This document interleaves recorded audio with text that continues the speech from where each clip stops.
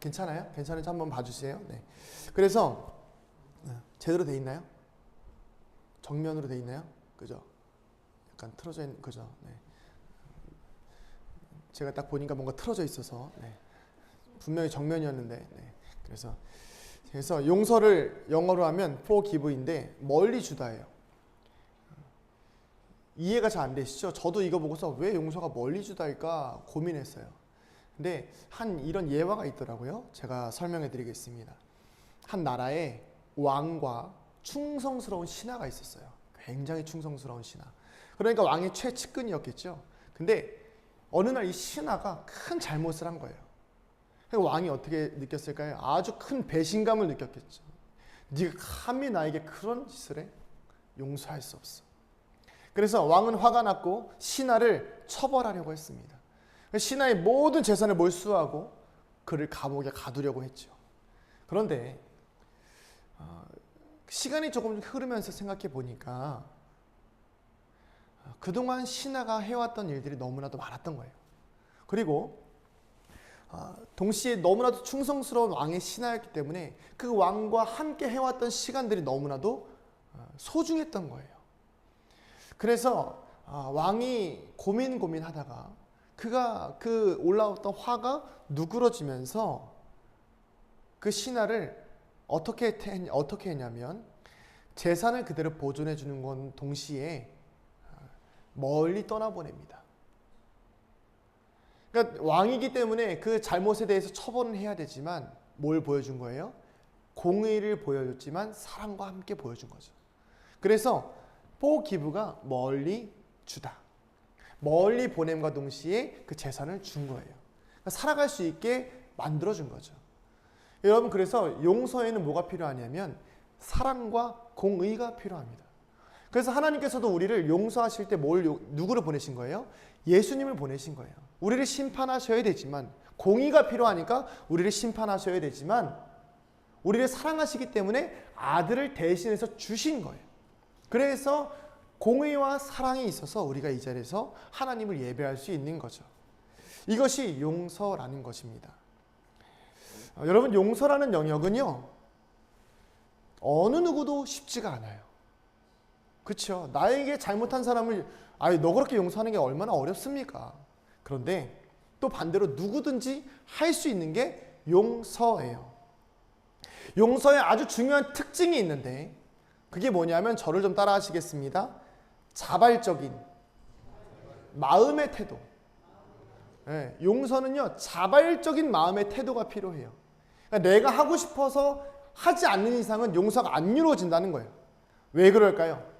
누군가 잘못을 했어요? 그러면 야, 빨리 사과해. 이건 누구나 할 수 있죠.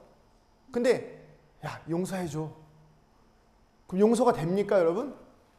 안 되시겠죠. 내가 지금 화가 났는데, 내가 지금 분이 안 풀렸는데. 좀 더 실제적인 예를 들어드릴까요? 자동차가 사고가 났어. 근데 갑자기 보험회사 직원이 와가지고 사고 난 사람한테 와서 용서해 주세요. 그러면 용서가 되겠습니까? 안 되겠죠. 화가 나 있는데, 내 차가 부서졌는데, 내가 손해가 났는데 용서가 안 이루어진다는 것이죠. 그래서 용서에는 아주 중요한 요소고 자발적인 마음의 태도. 내가 용서하지 않으면 용서가 안 일어나는 거예요. 누가 시켜서 하는 용서는 그 자리에서 용서하는 척 할 수는 있겠죠. 야, 둘이 사과해.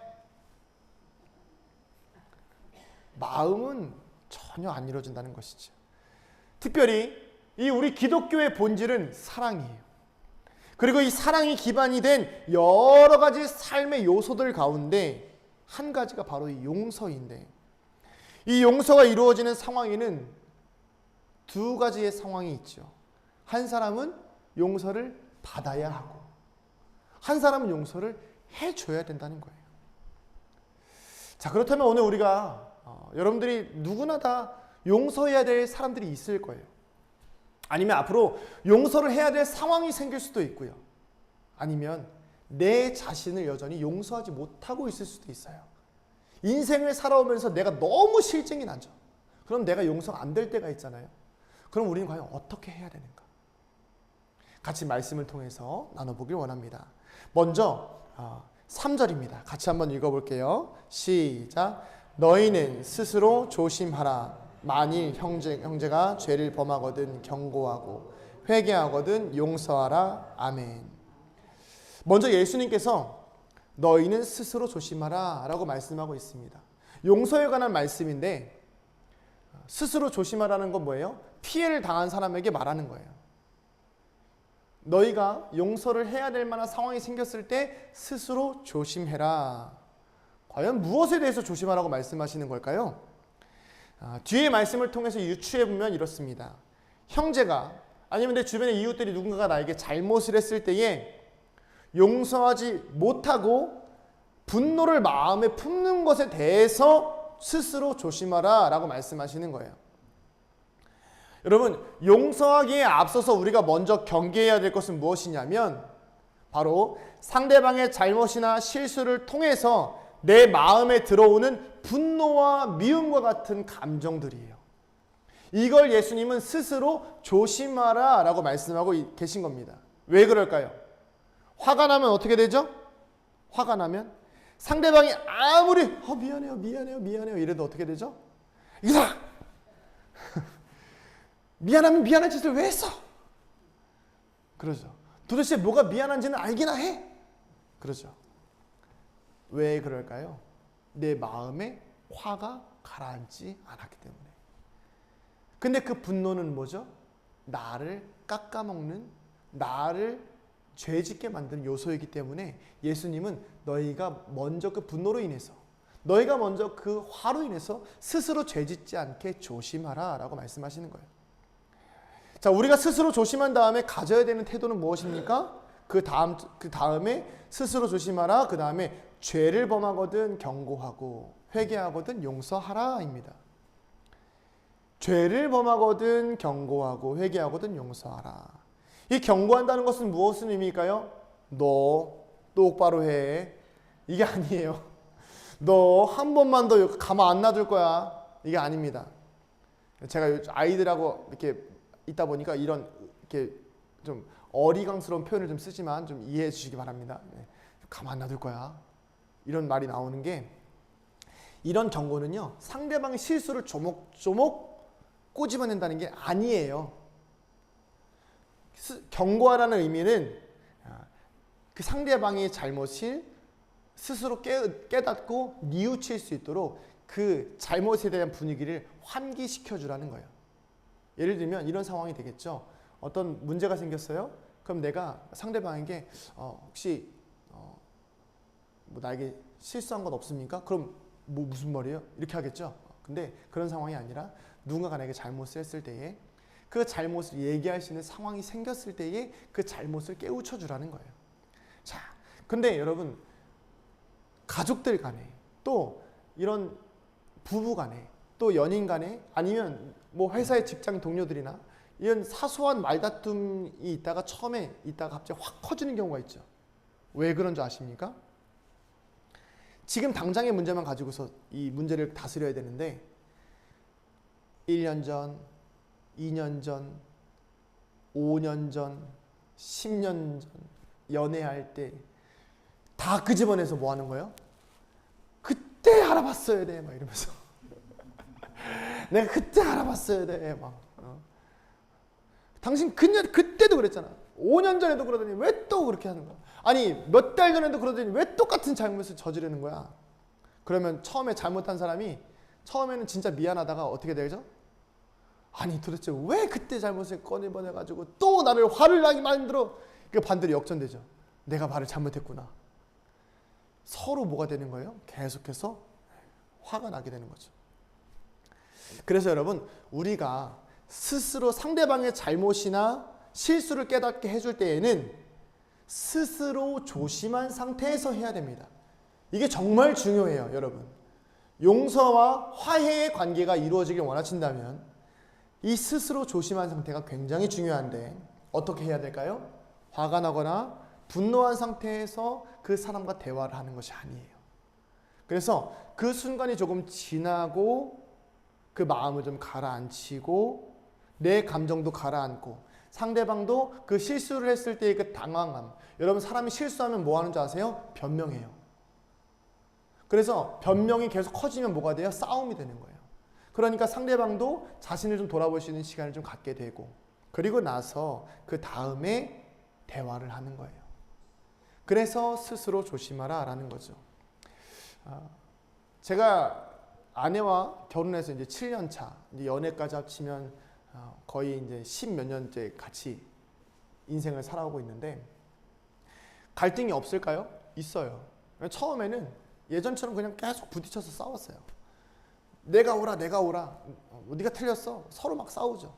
그런데 어느 순간부터 이 방법은 알지만 안 되는 거예요. 방법은 알지만 안 돼서. 근데 그냥 어느 순간부터가 그냥 말을 줄이기 시작했어요. 갈등이 딱 올라오려고 할 때. 그래서 그 갈등을 줄이고 뭘 했냐면 침묵을 지켰어요. 근데 그 침묵이 여러분들 싸우시면 침묵하시죠? 근데 그 침묵이 뭐냐면 이 줄다리기가 아니에요. 야, 네가 먼저 사과해. 이게 아니야. 네가 먼저 사과하나 내가 먼저 사과하나 난 너랑 말 안 해. 이게 아니라 내 감정을 가라앉히는 시간인 거예요. 그래서 내가 말 실수를 했으면 내가 왜 말 실수를 했을까? 내가 왜 기분이 나빴을까? 내가 왜 화가 났을까를 고민합니다. 저는 그 시간이 설거지하는 시간이에요. 제가 설거지 좋아하는 이유가 그런 겁니다. 저를 돌아볼 수가 있어요. 시간이 있으니까. 그래서 그렇게 하다 보면 원인이 보이죠. 그러면 그 원인을 나중에 시간이 지나서 차분히 대화로 풀어나갑니다.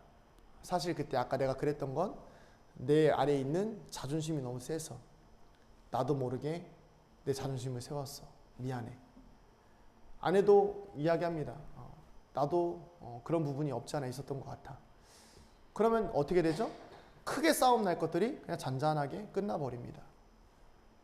스스로 조심해서 용서한다는 것은 이런 영역이죠. 그래서 분노와 사랑을 구별할 수 있어야 돼요. 그리스도인의 용서에는요, 분노가 들어가는 것이 아닙니다.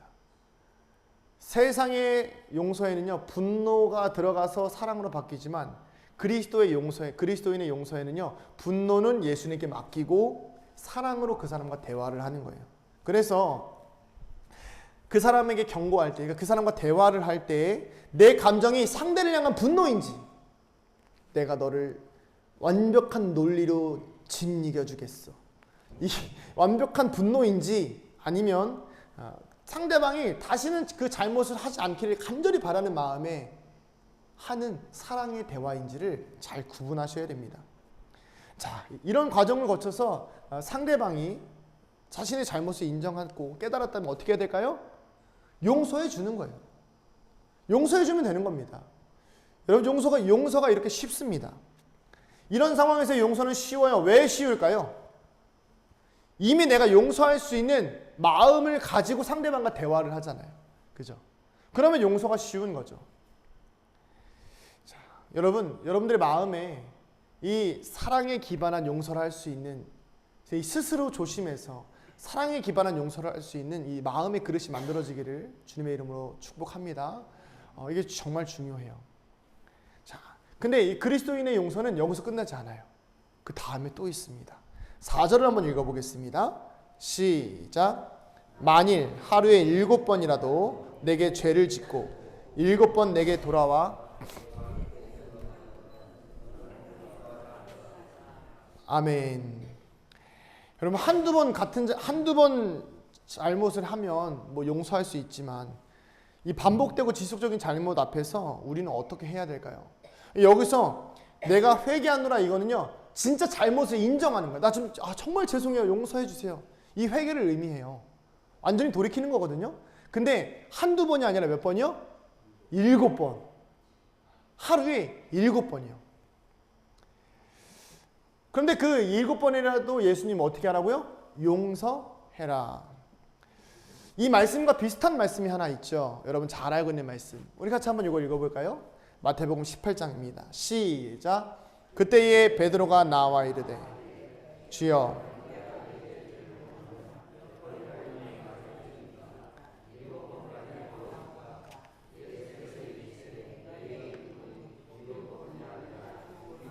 일흔 번까지라도 할지니라. 아멘. 예수님이 몇 번 용서하라고 하셨죠? 7번. 근데 베드로가 몇 번 용서하는지 물어봐요? 7번. 근데 예수님 뭐라고 말씀하세요? 7번 부족해. 70번씩 7번이라도 용서해야지 라고 말씀하세요.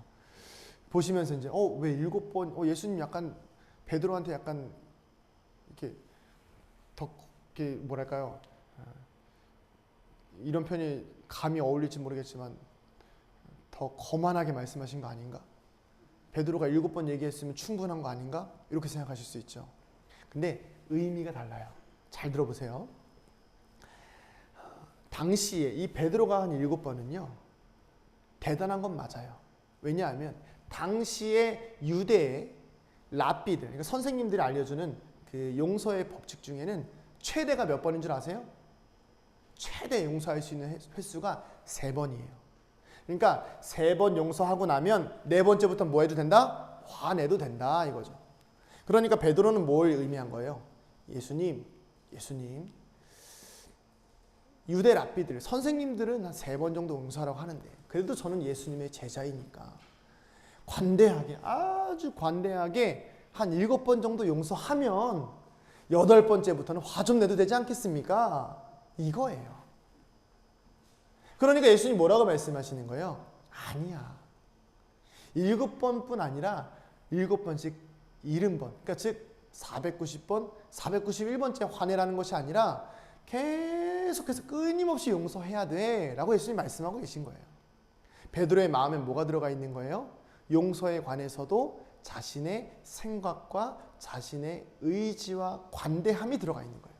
그러니까 내가 한 7번까지는 참을 수 있을 것 같아. 예수님의 제자니까.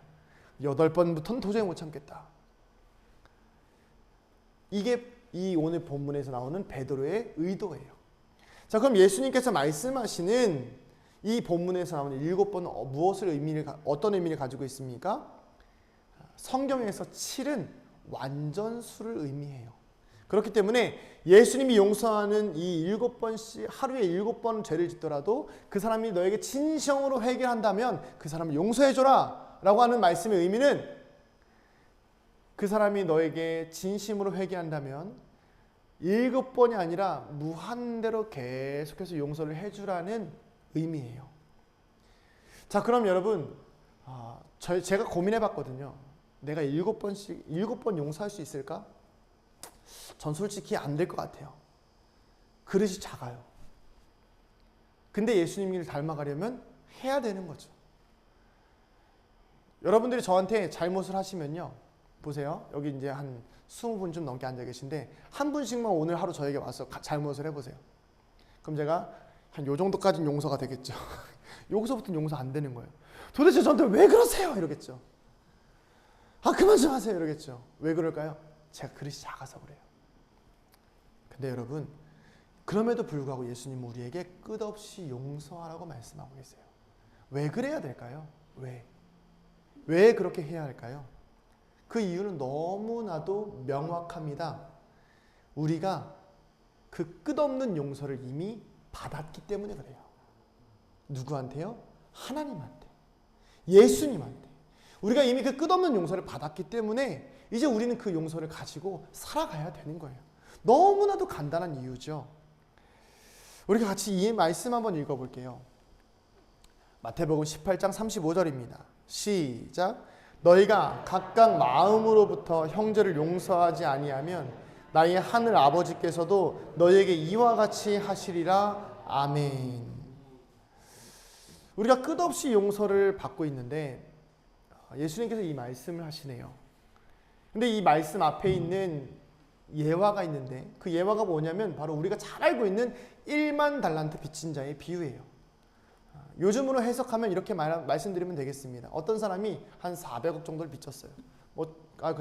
더 크게 더 많이 써도 되겠죠. 한 1000억 정도 빚졌다고 하시죠. 1000억 정도를 빚졌는데 그 빚진 걸 한 번에 탕감해 줬어요. 그러니까 이 빚진 걸 아예 싹 지워줬다는 거예요. 너는 1000억을 천천히 갚아가 아니라 안 갚아도 돼가 된 거예요. 이 사람의 마음이 얼마나 감동이 됐을까요? 그래서 이 사람이 돌아가는 거예요. 돌아가는데 집 앞에서 마침 들어가려는 찰나에 동네 친구를 만났네. 얼마 전에 100만 원 빌려줬어요. 야, 너 왜 내 100만 원 안 갚아? 당장 갚아. 안 갚으면 너 내가 경찰서에다 신고할 거야. 이 비유에 대해서 예수님께서 말씀하시는 거예요. 1000억을 탕감받았는데 100만 원 앞에서 인색해지는 그 마음을 보시는 거죠. 여러분, 근데 재밌는 게 뭐냐면 오늘 읽은 이 본문의 말씀이 뭐예요? 마음으로부터 형제를 용서하지 아니하면 이렇게 끝나는 거예요. 원래 제 예상은 이렇습니다. 너희가 1000억을 용서받았으니까 그럼 너희가 용서받은 것처럼 너희들도 다른 사람을 용서해야 된다. 이게 결론이 돼야 되지 않습니까? 근데 그렇게 결론이 안 나는 거예요. 너희가 각각 마음으로부터 형제를 용서하지 아니하면 하나님께서도 이와 같이 하시리라. 이 말씀의 의미가 뭐죠? 용서는 겉으로 하는 게 아닌 거예요. 용서는 하루에 7번씩 겉으로만 용서해서 끝나는 게 아니라는 거예요. 용서는 마음에서 시작돼서 겉으로 나오는 거죠. 그리고 이런 진정한 용서는 어디에서 시작되냐면 내가 어떤 존재인지를 깨달을 때 시작되는 거예요.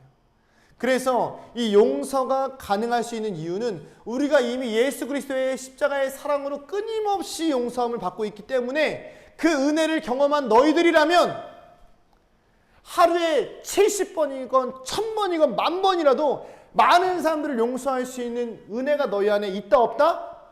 있다. 아멘이신가요? 이건 아멘 하셔야 돼요. 왜요? 그 사랑이 여러분들 안에 있거든요. 다만 여러분들의 마음이 그것을 바라보지 않기 때문에 그래요. 내가 어떤 사람인지를 깨닫지 않으시기 때문에 그래요. 용서는 마음으로부터 시작되는 거죠. 그리고 그 마음의 빚을 지고 있을 때 가능한 겁니다. 1만 달란트 빚진 자가 내 마음에 용서를 탕감해 줬을 때 아유 띵까띵까 놀라고 오 대박 내가 탕감 받았어. 또 다른 사업을 시작해야지. 이런 마음을 가졌기 때문에 용서가 안 됐겠죠. 그런데 이 사람 마음속에 그래 내가 1만 달란트를 탕감 받았는데 나 같은 사람도 용서해 줬는데 내가 이 친구를 용서하지 못할 이유가 뭐가 있을까? 한 번이라도 자기 자신을 돌아봤다면 이 결말은 달랐겠죠. 여러분, 용서는 어디서 시작되는 줄 아십니까? 마음에서부터 시작되는데 자기 자신을 돌아보는 데서 시작되는 거예요. 저를 좀 따라해 보실까요? 나도 저럴 때가 있었지. 한 번 더 따라 하실까요? 나도 죄를 많이 졌지. 나도 마음을 아프게 할 때가 있었지.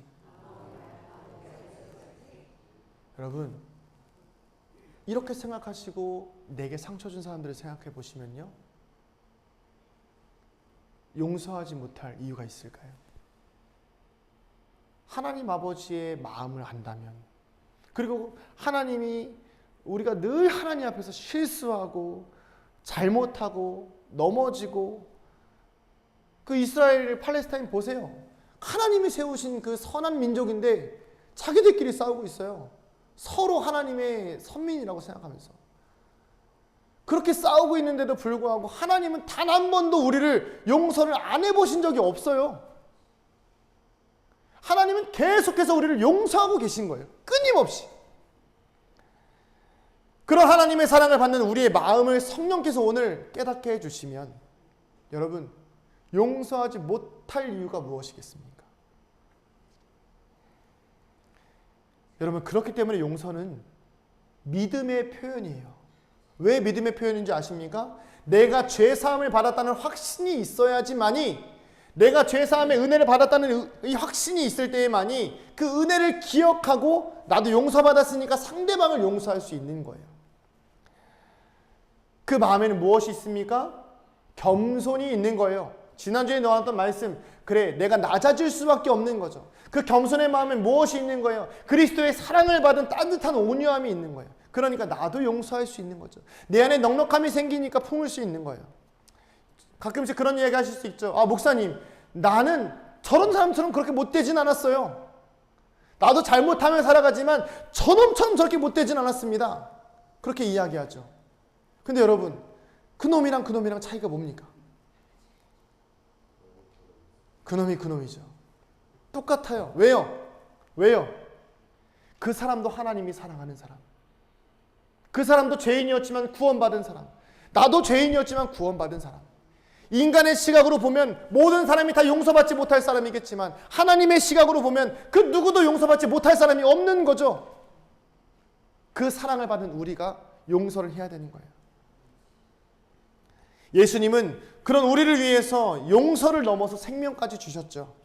용서가 끝없이 가능한 이유는 용서는 참는 것이 아니라 지우는 것이기 때문에 그래요. 여러분, 이게 정말 중요해요. 여러분, 용서한다고 해서 참지 마세요. 그건 용서가 아닙니다. 그냥 참는 거예요. 용서는요, 지우는 겁니다. 그렇기 때문에 490번씩이라도 용서할 수가 있는 이유가 있는 거예요. 하루에도 끊임없이 용서할 수 있는 이유가 있는 겁니다. 용서는 잊어버리는 거예요. 잊어버리는 거. 여러분, 하나님이 여러분들을 용서하신 다음에 다 그것을 참고 계신다고 생각해 보세요. 얼마나 무서우세요.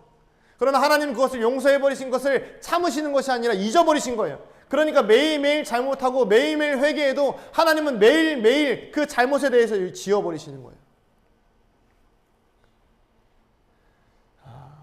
말씀을 정리하겠습니다. 여러분, 용서를 할 수 있도록 우리 마음에 넉넉함을 품어야 돼요. 이게 왜 중요하냐면요, 사실 용서는 상대방을 위한 것도 있지만요, 결국 나를 위한 거예요. 용서는 나를 위한 거예요. 남을 위한 게 아니라 나를 위한 거예요. 여러분, 내가 얼마나 그 분을 품고 가면 속상하겠습니까? 저도 그 인생에 정말 미웠던 사람이 한 2명 정도 있었어요. 한 명은 제가 이 교회 올 때까지도 제가 안 풀어졌는데 이 교회, 은강교회 와서 기도하면서 하나님의 은혜 가운데 풀어줬어요. 용서가 되더라고요. 그 친구는 저한테 용서 잘못했는지도 몰라요. 근데 제 마음에 그 사람을 생각할 때마다 마음이 어려운 거예요. 전혀 제 인생에 영향을 미치는 사람이 아님에도 불구하고 그 사람만 생각하면 마음이 너무 불편한 거예요. 근데 하나님의 사랑을 알고 나니까 이 교회에서 더 기도하면서 하나님의 마음을 더 깊이 알아가다 보니까 내가 나를 사랑하기 위해서, 내가 나를 위해서, 내 마음이, 내 영혼이 평안하기 위해서 하나님 앞에 그 영혼을 맡기게 되더라고요. 여러분, 내가 미워하지 않기 위해서 용서해야 됩니다. 내 안에서 성령께서 내가 미워하면요, 그 내 안에 있는 미움과 분노로 인해서 얼마나 성령님께서 근심하실까요? 그 근심을 드리지 않기 위해서 우리는 늘 겸손히 주 앞에 나아가 용서의 마음을 구해야 되는 겁니다.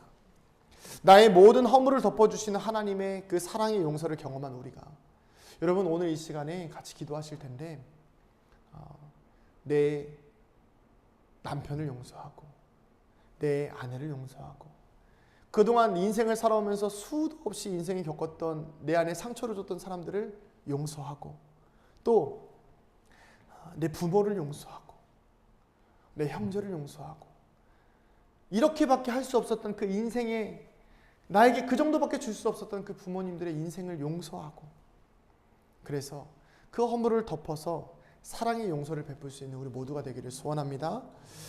우리 시간 같이 한번 기도하실 텐데요. 이런 기도 제목을 가지고 기도했으면 합니다.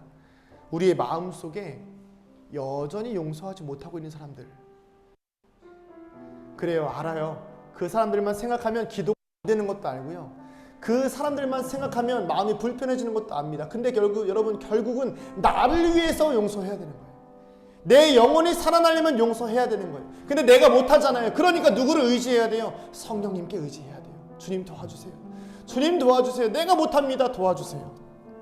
여러분, 특별히 용서하지 못하는 그 영역 가운데 내가 포함되어져 있습니까? 나를 용서하지 못합니까? 내가 너무 싫으신가요? 열심히 살았는데 계속해서 실패하고 최선을 다해서 살았는데 계속해서 실패하다 보니까 내 자신에 대한 용서가 안 되는 거예요. 이웃들은 다 용서해도 내가 용서가 안 된다면, 여러분, 예수님이 당신을 사랑하셔서 목숨을 버리셨는데 여러분이 감히 무엇라고 내 스스로를 용서하지 못하고 사랑하지 못할 이유가 무엇입니까? 나를 용서하십시오. 우리 시간 같이 한번 용서하는 마음으로 하나님 아버지의 마음을 품고 용서하는 시간을 갖기를 원합니다. 우리 같이 한번 기도하겠습니다. 하나님, 용서하기를 원합니다. 내 평생에 내 마음에 응어리를 준 사람, 내 평생에 한 맺힐 말을 한 나의 시부모님, 내 가족들, 내 형제, 내 남편, 내 아내, 내 영혼에 가시 박힌 말을 했던 내 회사의 상사들, 내 직장의 동료들, 내 친구들, 하나님, 내가 주님 앞에 용서를 받았는데 그 용서하지 못할 이유가 무엇입니까? 하나님 앞에서 내 안에 계신 성령님을 위해서, 내 영혼의 평안을 위해서 오늘 이 시간 용기 내어 다시 한번 그 아픈 기억들을 끄집어냅니다. 분명히 아프고 힘든 시간들이었지만 내가 용서하기를 원합니다. 아버지, 하나님, 내가 용서할 수 있도록 나의 용서가 나의 능력이 아닌 하나님의 마음으로 내 안에 계신 성령님을 근심하지 않게 해드리기 위해서 용서할 수 있도록 아버지의 사랑을 매일매일 받고 있으니 그 매일매일 받는 그 사랑으로 내 가족을 용서하고 내 남편을 용서하고 내 아내를 용서하며 내 자녀를 용서하고 내 부모를 용서하고 내 친구들을 용서하며 하루에 7번 똑같은 잘못을 저지른다 하여도 그것을 지워낼 수 있는 넉넉한 겸손함을, 넉넉한 온유함을, 넉넉한 그리스도의 사랑을 우리 안에 허락하여 주시옵소서. 그리하여서 우리의 마음이 평안하게 하여 주시고 우리의 영혼이 건강하여질 수 있도록 아버지 은혜 베풀어 주시옵소서. 주님 도와주시옵소서. 이 시간에 같이 한번 제가 기도할 텐데 여러분들 마음속에 혹시라도 용서하기를 원하는 분들이 있다면 그 마음에 좀 손을 얹으시고 제가 여러분들을 위해서 기도하고 마치도록 하겠습니다. 혹시라도 마음에 용서하기를 원하시는 분들은 마음에 좀 손을 얹으시면 되겠습니다. 하나님, 용서하기를 원합니다. 용서는 하나님께서 우리에게 주신 것이기에 우리가 이제 그 용서를 가지고 하나님을 닮아가는 삶을 살기를 원합니다. 상대방을 위한 것도 있지만 이제는 내가 평안하기 위해서 내 안에 계신 성령님을 근심하게 해드리지 않기 위해서 내 인생에 쌓여왔던 평생의 응어리들을 주님 앞에 풀어놓습니다. 하나님의 사랑 앞에서는 녹아내리지 못할 것이 없고 하나님의 사랑 앞에서는 풀어지지 아니할 것이 없으니 성령이여 이 시간 마음에 손을 얹은 성도들을 위로하시고 그들의 마음에 용서할 수 있는 은혜를 베풀어 주시사